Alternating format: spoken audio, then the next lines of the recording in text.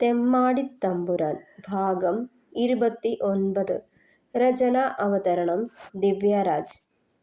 ഐസിയുവിനു മുന്നിലെ മണിക്കൂറുകൾ നീണ്ട കാത്തിരിപ്പ് തെല്ലും അവനെ മടുപ്പിച്ചില്ല.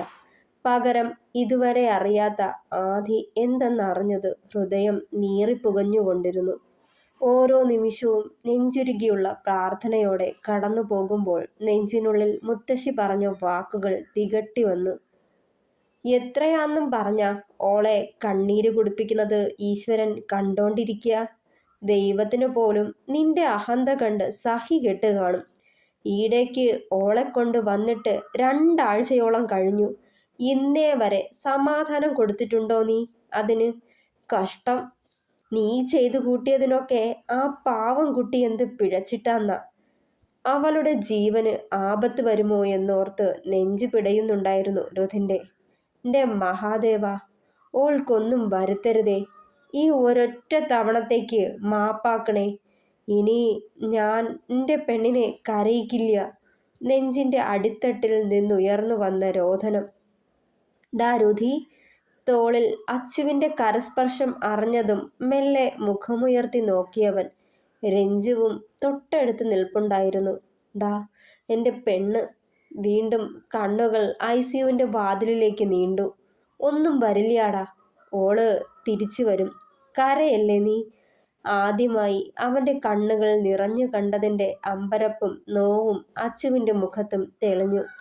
24 മണിക്കൂർ കഴിയാണ്ട് ഒന്നും പറയാൻ പറ്റില്ലാന്ന്. കടിച്ചത് മൂർഖനാത്രേ. ടെസ്റ്റ് ചെയ്തപ്പോ ബ്ലഡില് വിഷം കലർന്നിരിക്കാന്ന്. അതുകൊണ്ട് വലിയ ഉറപ്പ് പറയണില്ലാടാ ഓര്. പൊട്ടിക്കരച്ചിലോടെ അവൻ്റെ നെഞ്ചിലേക്ക് വീണു രുധിൻ. പ്രാണനാടാ എനിക്കോള്. ഓളില്ലാണ്ട് പറ്റില്ല. കരയിച്ചിട്ടേയുള്ളൂ. കൂടെ കൂട്ടിയൻ്റെ അന്ന് തൊട്ട് ഓളുടെ കണ്ണീര് കാണണതാ ഞാൻ. എൻ്റെ സ്വഭാവ ദൂഷ്യം തന്നല്ലേ അച്ചു. എനിക്ക് പറ്റില്ലടാ ഓളില്ലാതെ. നിയന്ത്രണം വിട്ട് പുലമ്പുന്നുണ്ടായിരുന്നവൻ. എന്ത് പറഞ്ഞ് അവനെ ആശ്വസിപ്പിക്കണമെന്നറിയാതെ ഒരു നിമിഷം കുഴങ്ങി അച്ചു. കുറച്ചു മാറി നിന്ന് കണ്ണുനീർ വാർക്കുന്ന സുഭദ്രയെയും അമ്പിളിയുടെ അമ്മയെയും അനുജത്തിയെയും കണ്ടതും രുധിനെ അടർത്തി മാറ്റിയവൻ. ഡാ, നീ കൂടി ഇങ്ങനെ തകർന്നു പോയാൽ ഓരെയൊക്കെ ആരാടാ ആശ്വസിപ്പിക്ക? നീ ഇങ്ങനെ കരയില്ലേ. അച്ചു അവനെ ആശ്വസിപ്പിക്കാൻ ശ്രമിച്ചു. നിക്ക് കഴിയണില്ലടാ. പിടിച്ചു നിൽക്കാനൊക്കെ നോക്കിയതാ, പറ്റണ്ടേ. ജീവിച്ചു തുടങ്ങിയതല്ലേ ഉള്ളടാ. നോവടങ്ങാതെ പറയുമ്പോൾ തോളിൽ തട്ടി ആശ്വസിപ്പിച്ചു കൊണ്ടിരുന്നു അച്ചു അവനെ. അമ്പിളിക്ക് ബോധം വീണിട്ടുണ്ട്. ആരെങ്കിലും ഒരാൾക്ക് കയറി കാണാം. എല്ലാം തകർന്ന് ഒരു കസേരയിൽ ഇരിക്കുമ്പോൾ കേട്ട ആ വാക്കുകൾക്ക് ജീവന്റെ വിലയുള്ള പോലെ തോന്നി രുധിന്. സിസ്റ്ററെ, അമ്പിളിക്ക് വേറെ പ്രശ്നം എന്തേലും? തിരികെ പോകാനൊരുങ്ങിയ ആ നേഴ്സിനെ ഓടിപ്പാഞ്ഞു ചെന്ന് തടഞ്ഞു നിർത്തി നിറകണ്ണാലെ ചോദിക്കുമ്പോൾ കുറച്ചു മുന്നേ ഡോക്ടർ പറഞ്ഞതൊക്കെയായിരുന്നു അവൻ്റെ മനസ്സിൽ. ബോധം വീണാലേ എന്തേലും പറയാൻ കഴിയൂ. ഇന്റേണൽ ഓർഗൻസിലേക്ക് ഇൻഫെക്ഷൻ ആയിട്ടുണ്ടോന്ന് അറിയില്ല. ഏയ്, ഇപ്പോ ആള് ഓക്കെയാണ്. ഇനി പേടിക്കാനില്ല. പിന്നെ പാമ്പ് കടിയേറ്റ ഭാഗത്ത് നീരും പെയിനും ഉണ്ടാവും. അതിന് മെഡിസിൻ കൊടുക്കും. അത്രയും കേട്ടതും മഹാദേവന് 1000 നന്ദി പറഞ്ഞവൻ മനസാലെ നേരെ അകത്തേക്ക് കയറി ചെല്ലുമ്പോൾ കണ്ണുകളടച്ച് കിടപ്പുണ്ടവൾ. ഇപ്പോഴും വെന്റിലേറ്റർ സപ്പോർട്ടിലാണെന്നത് വേദനയേകി അവന്. അവളുടെ അടുത്തേക്ക് ചെല്ലുമ്പോൾ ഒരു നേഴ്സ് വന്ന് സപ്പോർട്ടീവ് എക്യുപ്മെന്റ്സ് ഒക്കെ എടുത്തു മാറ്റാൻ തുടങ്ങി. അതറിഞ്ഞതും മെല്ലെ അവൾ കണ്ണ് ചിമ്മി തുറന്നു. അവനെ കണ്ടതേ മുഖത്ത് നിർവികാരത നിറഞ്ഞ ഭാവമായിരുന്നു. പെട്ടെന്ന് കണ്ണുകൾ നിറയുന്നതും മുഖത്ത് പരിഭവം വന്ന് പടരുന്നതും ഇത്തിരി ദേഷ്യത്തിൽ മുഖം ചെരിക്കുന്നതും കണ്ട് നോവോടെ നിന്നവൻ. അമ്പിളി മെല്ലെ വിളിച്ചിട്ടും നോക്കിയില്ല. അമ്പിളി ചത്തില്ല ലേ രുധിയേട്ടാ. ചത്താ മതിയായിരുന്നു. ഇങ്ങനെ ജീവിക്കണതിലും ഭേദം അതായിരുന്നു. കരച്ചിലടക്കി പിടിച്ച് പറഞ്ഞവൾ. എന്നോട് ക്ഷമിക്കൻ്റെ അമ്പിളി. തെറ്റ് എൻ്റെ ഭാഗത്താ, സമ്മതിച്ചു. പക്ഷേ അതിന് ഇങ്ങനെയൊക്കെ പറയല്ലേ. നോവണത് നിക്ക. ഇത്ര നേരവും നിനക്കൊരാപത്തും വരുത്തരുതേ എന്ന് പ്രാർത്ഥിക്കുകയായിരുന്നു ഞാൻ. എന്നിട്ട് പറയണത് കേട്ടില്ലേ? കണ്ണുകൾ തുടച്ചവൻ. ഞാനില്ലാണ്ടായാൽ രുധിയേട്ടൻ എന്താ? അത്രേ സന്തോഷായിരിക്കും. പിന്നെ കുടിക്കരുത്, വലിക്കരുത്, തല്ല് പിടിക്കരുതെന്ന് ഒക്കെ പറഞ്ഞ് ശല്യം ചെയ്യാനും ആരും വരില്ലാലോ. ചങ്ങാതിമാരുടെ കൂടെ ഇഷ്ടം പോലെ ചുറ്റിത്തിരിയുകയും ചെയ്യാം.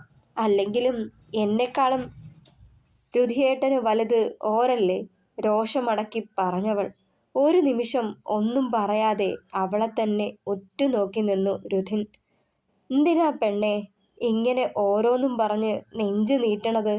ഞാൻ പറഞ്ഞുല്ലോ, തെറ്റ് എൻ്റെയാ. ഈ ഒറ്റ തവണത്തേക്ക് കൂടി ക്ഷമിച്ചേക്ക് നീ. ഇനി ഇങ്ങനൊന്നും ഉണ്ടാവില്ല. എന്തിനാ രുധിയേട്ടാ വീണ്ടും വീണ്ടും എന്നെ പറഞ്ഞു പറ്റിക്കണത്? വെറുതെ പറയേയുള്ളൂ നിങ്ങൾ. അത് പാലിക്കില്ല. പലതവണയായി ബോധ്യായ കാര്യം അത്. ഞാനൊരു രണ്ടാം കെട്ടുകാരിയല്ലേ. നിങ്ങളെപ്പോലെ പണവും പ്രതാപവും ഒന്നുമില്ല. എന്നെപ്പോലൊരുത്തിയാവുമ്പോൾ എന്ത് സഹിച്ച് പട്ടിയെപ്പോലെ ആ കാൽച്ചോട്ടിൽ കിടന്നോളും അല്ലേ? കരച്ചിലടക്കി പറഞ്ഞതൊക്കെ നെഞ്ചിലേക്ക് തുളഞ്ഞു കയറിയ പോലെ തോന്നി അവന്. എൻ്റെ അമ്പിളി, പറഞ്ഞൂലോ, ഞാൻ ഇനി ശ്രദ്ധിച്ചോളാം. ഇനി ഈ കണ്ണ് നിറയാൻ സമ്മതിക്കില്ല ഞാൻ. വാക്ക്. ഒന്നും മിണ്ടിയില്ല അവൾ. അവൻ പറയുന്നത് കേൾക്കാൻ താല്പര്യമില്ലാത്ത പോലെ മുഖം തിരിച്ചു കളഞ്ഞു. 2 ആഴ്ചത്തെ ആശുപത്രിവാസത്തിന് ശേഷം തിരികെ വീട്ടിലേക്ക് തിരിക്കുമ്പോൾ മനസ്സുകൊണ്ട് മാറാൻ തയ്യാറെടുത്തിരുന്നു രുധിൻ. പുതിയൊരു ജീവിതം അവൾക്കും തനിക്കുമിടയിൽ മദ്യത്തെയും കൂട്ടുകാരെയും കൂട്ടിക്കുഴയ്ക്കാതിരിക്കണം. കൂട്ടാരും വേണം, ഓളും വേണം. പക്ഷേ എല്ലാത്തിനും ഒരു സ്ഥാനം കൊടുത്ത് നിർത്തണം. പലതും മനസ്സിൽ കൂട്ടിക്കിഴിക്കുമ്പോൾ മനസ്സിനെ നോവിച്ചു കൊണ്ടിരുന്നത് 2 ആഴ്ചയായി അവൾ കാട്ടുന്ന അവഗണനയാണ്. റൂമിലേക്ക് മാറ്റിയതിൻ്റെ അന്ന് ഒന്ന് വീട്ടിൽ പോയി തിരിച്ചു വരുമ്പോൾ ആള് ഒറ്റയ്ക്കേ ഉണ്ടായുള്ളൂ. റൂമിൽ കയറി ഒന്ന് സംസാരിക്കാമെന്ന് കരുതി ചെന്നതും ചുരുണ്ടുകൂടി കിടപ്പ് പിടിച്ചു. എന്നെ കാണാനോ സംസാരിക്കാനോ കൂട്ടാക്കിയില്ല. മുഖത്തുകൂടി നോക്കിയില്ല. അല്ലാത്തപ്പോഴൊക്കെ എപ്പോഴും ആരെങ്കിലും കൂടെ തന്നെയുണ്ടാവും. ഓളെ നേരാവണ്ണം ഒന്ന് നോക്കാൻ കൂടി കഴിയില്ല. വിവാഹം കഴിഞ്ഞ് 1 മാസം ആവുമ്പോൾ തന്നെ തിരിച്ചു വീട്ടിലേക്ക് ചെന്ന് നിന്ന് വീട്ടുകാരെ നോവിക്കണ്ടല്ലോന്ന് ഓർത്ത് മാത്ര നാരായണീയത്തിലേക്ക് തിരിച്ചു വരണതെന്ന്. ഇനി പഴയ പോലെ ഭർത്താവെന്ന അവകാശവും പറഞ്ഞ് അവളുടെ അടുത്തേക്ക് ചെന്നേക്കൽ കൂടി ശാസിച്ചതേയുള്ളവൾ. എൻ്റെ ഒപ്പം ജീവിച്ച് മതിയായിത്രേ. ഇനിയും പറ്റിക്കപ്പെടാൻ വയ്യാന്ന്. കൂട്ടാരുടെ കൂടെ കൂടി ജീവിതം നശിപ്പിച്ച് കളയാൻ തുനിഞ്ഞിറങ്ങിയ ആൾക്കൊപ്പം ജീവിച്ച് മണ്ടിയാവണില്ല പോലും. കുറച്ചു നാളുകൂടി കഴിഞ്ഞ് ഓളായിട്ട് തന്നെ തിരികെ പൊയ്ക്കോളാന്ന്. സുഭദ്രയുടെ തോളിൽ ചാരി പിൻ സീറ്റിൽ ഇരിക്കുന്നവളെ മിററിലൂടൊന്ന് നോക്കി രുധിൻ. പിന്നെ പോവുമെന്ന്. അതിന് ഞാൻ വിട്ടിട്ട് വേണ്ടേ? നിന്റെ താലി ആ നെഞ്ചിൽ കിടക്കണ്ടിടത്തോളം കാലം ഞാൻ നിന്റെ ഭർത്താവ് തന്നെയാ എൻ്റെ ദേവിയെ. ഈ പിണക്കവും വാശിയും ഒക്കെ എത്ര നാളെ നീണ്ടു പോവുമെന്ന് ഞാനൊന്ന് നോക്കട്ടെ. എനിക്കറിയാം എൻ്റെ പെണ്ണിൻ്റെ പിണക്കം മാറ്റാൻ.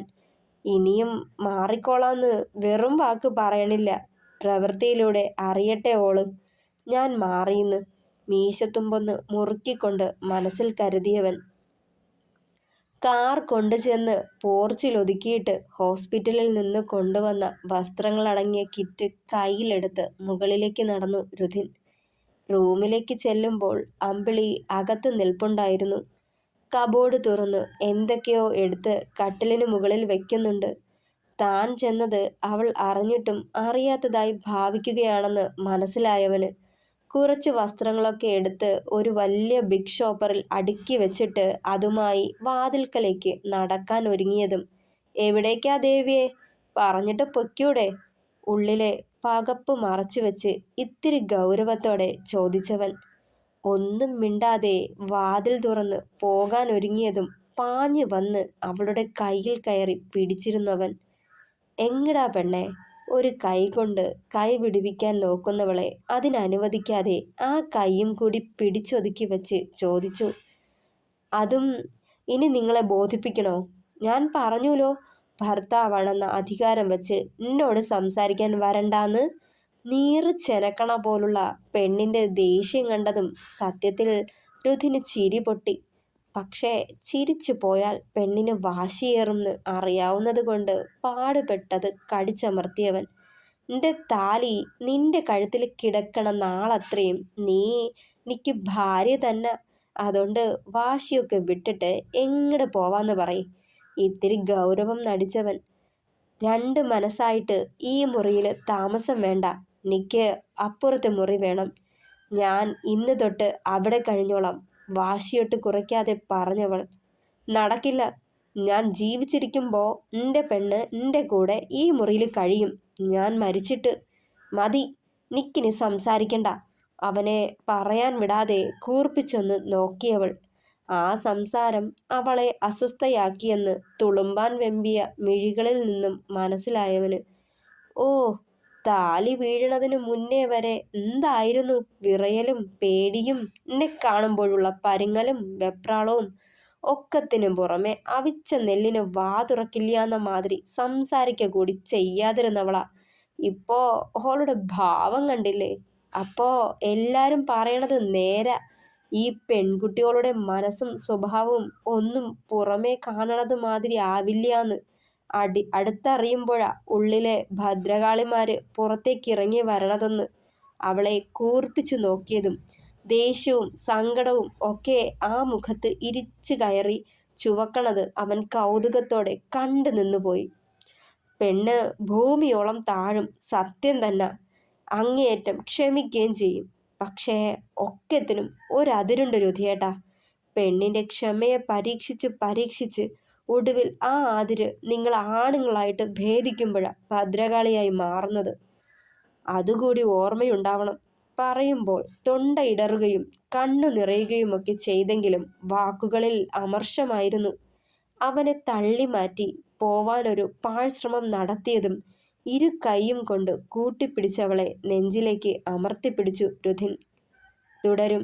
പ്രിയപ്പെട്ടവരെ, കഥ ഇഷ്ടമായാൽ ലൈക്ക് ചെയ്യുക, ഷെയർ ചെയ്യുക, സപ്പോർട്ട് ചെയ്യുക. അപ്പോൾ നാളെ കാണാം. Thank you.